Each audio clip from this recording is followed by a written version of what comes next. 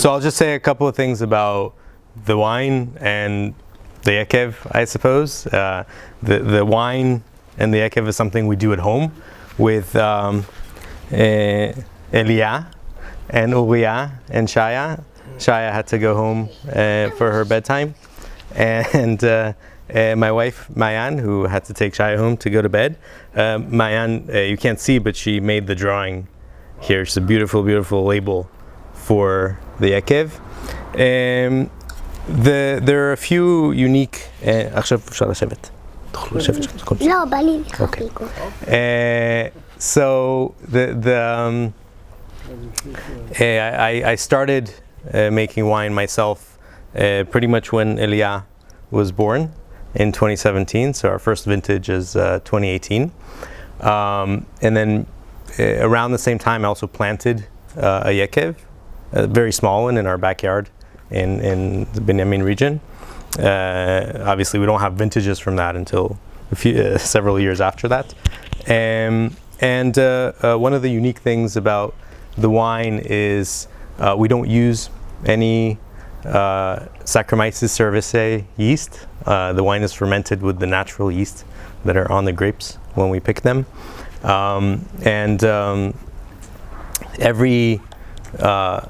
Every wine is unique and special. I don't do blends. I don't mix wines. I pick sort of a single batch from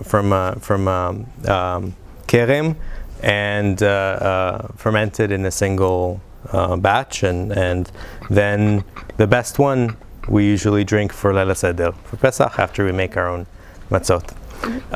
So what I wanted to do today is let you try at least 4 of our wines. Let's see how much we get through. The first 3, so all the wines are from 2020, which is a couple of years ago. They're still quite young, but already have matured a bit. And we're going to go up in elevation. We're going to start in Kfar Tapuach, in Tapuach, from a Merlot kerem there, which was very, very interesting, wasn't very rigorously pruned. And then we're going to go a little bit higher to the foothills of Arbacha, of Ar Gerizim, for Shiraz, that was picked at very much the right time, and it's a very kind of, I think, perfect wine in some ways, but still a little bit acidic. And then we're going to try. If I may, what is the elevation in Tapuach? Tapuach is around 600. Then you go to around 750 for the Shiraz, and then the next one is a Cabernet Franc, which actually grows really close to the top of Al Gerizim. You actually have to hike up about maybe half a kilometer.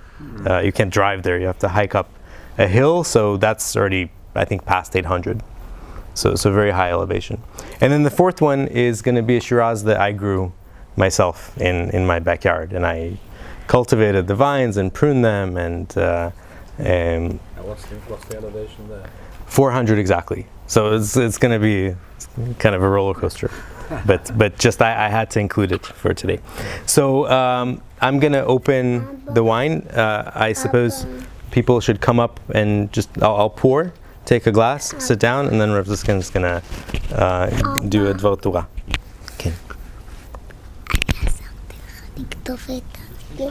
Elia helps me pick all of the grapes, and he also helps me taste the wine, and Uriah especially helped me with everything as well.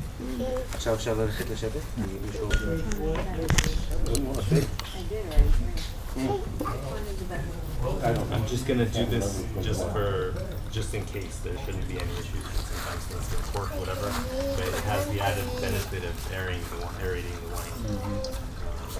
And also I can see how much wine I have while I'm pouring.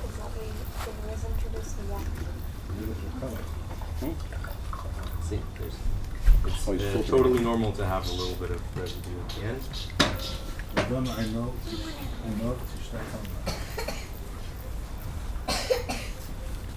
Very interesting. I have a napkin here.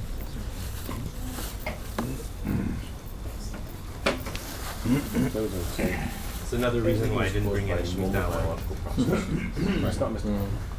But the fact that Torah has a gzera, certain things result in tuma. For example, why is it that on the achbar cause tuma, but the turtle doesn't? Whatsav isn't the turtle.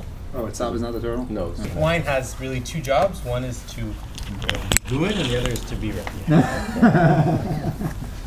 Does the time of the picking change depending on the variant of the grape?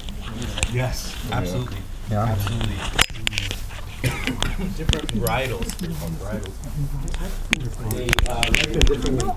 They ripen differently. The ideal amount of time to let them grow They until use grapes differently, right? So if you've ever seen a Cabernet Sauvignon grapevine, it's you can get probably 50 kilos of grapes just from one tree. Oh wow! It's like falling over with grapes. Wow. Whereas some of these more difficult, like Pinot Noir, I don't know, Merlot is very modest, right? So one of the best, I think, grape varietals in Eretz Yisrael right now is the Merlot. I think in general, just every Merlot that I make. Because it's good for the environment. Because it's good. For I have no idea why.